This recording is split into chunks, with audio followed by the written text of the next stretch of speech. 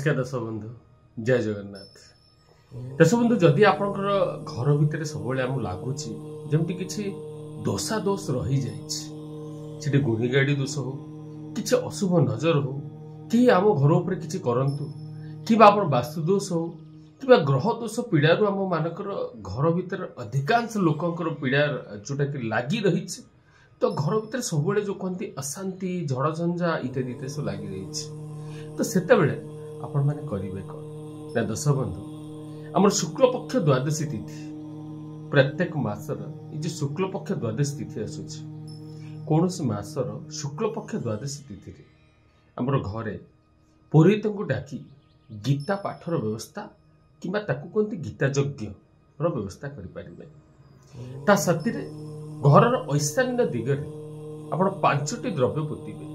मुख्यतः प्रथम रही आपणकर जे कर्पूर श्री कर्पूर 500 ग्राम, 7टी हलदी, 7टी आपणकर गुआ, 7टी आपणकर जहाँ रही जो आमर गोमती चक्र, ता साथी जदि मिलिला मोती गोटे किंबा रूपा किछि ए सब को मिसई ऐशान्य दिगरे 1 फुट रु 2 फुट गात खोली ताको पोती देबे। सेठी पोतिला बेले टिके गंगा जल छिंची पे एवं सेठी पोतीबे।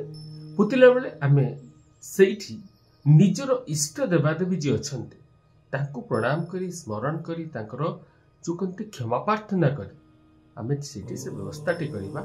निश्चय देखिबा आपण भीतर परिवर्तन आसीबो।